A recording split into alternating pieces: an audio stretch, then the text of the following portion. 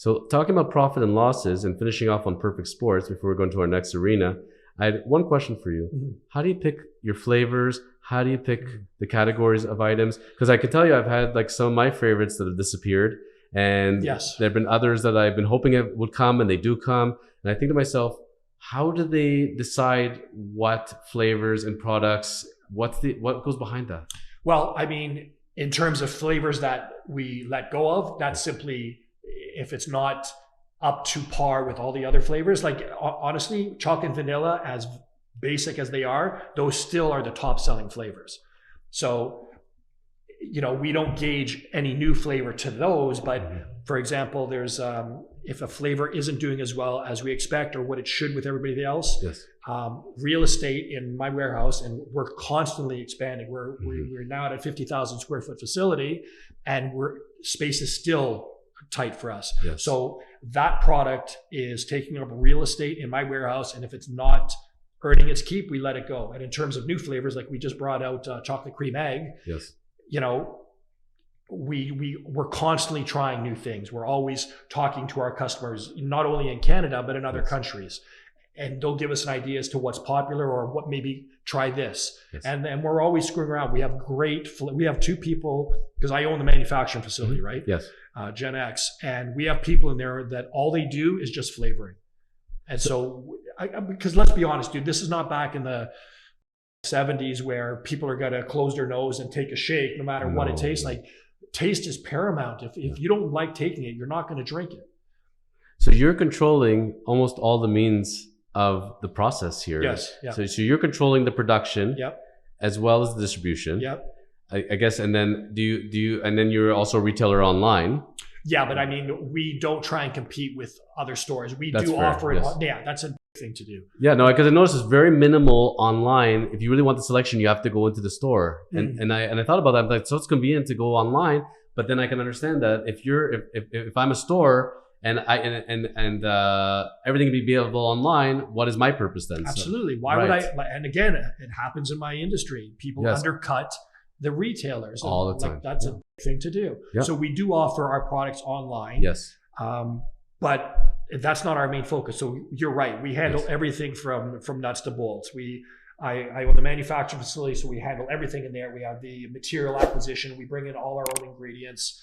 We handle all the marketing and advertising at Perfect Sports. Yes. We distribute there. So I have a distribution company that handles the distribution for Canada. And then my manufacturing facility sells to all the different countries that we sell Perfect Sports to.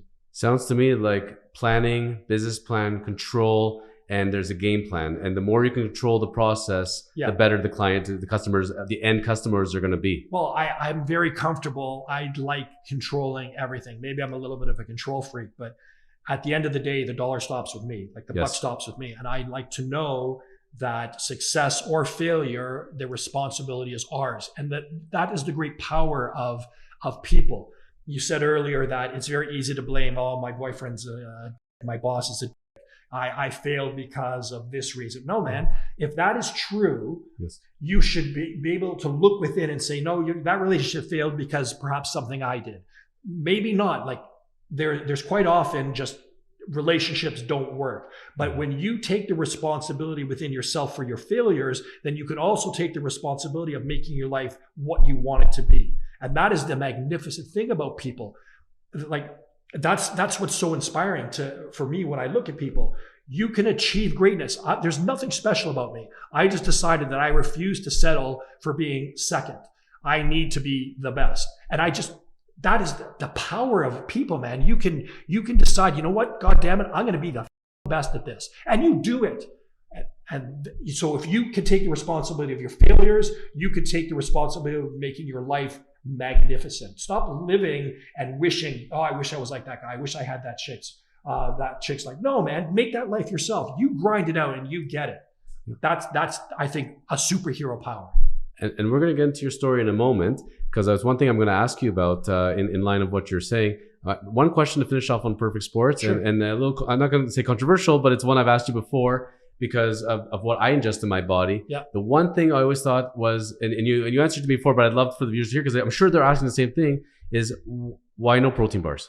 You know, good answer. Please. Diesel is a very, very clean product, right? Yes. So give me some diesel bars, buddy. I'll be ingesting all day long. The problem right? is in order to have the shelf life for a bar, Yes. you have to put ingredients in there that we don't really want to put in there. A simple answer. Listen, dude, bars are a huge business, but there's also the problem of shelf life, right? They're only good for 6 months. So you have to produce X amount of products. You have to be able to have the infrastructure in place to move those products. Shipping is it's the same way as drinks. Yes. Like we wanted to do a diesel RTD, but again, you're introducing ingredients in there that right now we're not comfortable. Like Perfect Sports is a very, very clean brand. Absolutely. So we need to maintain that. And unfortunately, it's prohibiting us from doing certain things. I can tell you that I stand behind my physique and I tell people, how do you get this body? Yeah, it's a lot of hard work, but it's also what goes into the body. And what goes in your head too. Yeah. I love that. And I'm hearing you because I can tell you most of the protein bars out there taste like crap.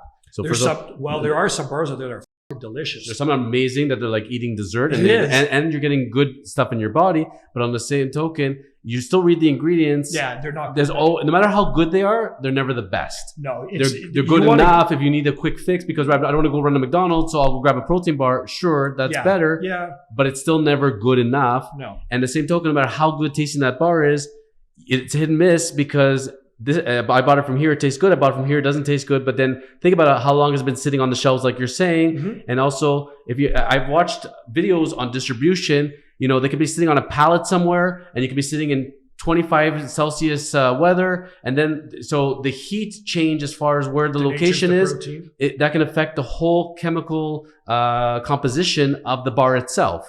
So it's not like it's come off the line and it's going directly in your mouth. Like in Miss Fields and we're eating cookies here. This thing got wrapped up, but we don't know how far it had to go and how many climate changes before it came into your body. And that's why you're seeing it. Sometimes it's hard, sometimes it's soft. It tastes good, doesn't taste good. So I'm feeling you on that. Or what'll happen is a distributor will have short life product. A short dated product. I'll give it to you at a discount, and then you're going to sell it, and that product could be either out of date or near the end date. But a consumer, I don't know about you, but when I buy shit in the store, I don't look at the date. I don't look at the expiry date. I just buy it. So you could be getting short dated product. That's why you always go to the back of the of the section, because less likely somebody dropped it on the floor, and more likely you're going to get the fresher in the back. Thank you for enjoying today's episode of the Chosen Life podcast. Go ahead and hit the subscription button below and the notification bell to catch all of our great shows. And remember to contact the Chosen Lawyers when you are ready for your next real estate and commercial transaction. Go to kormans.ca.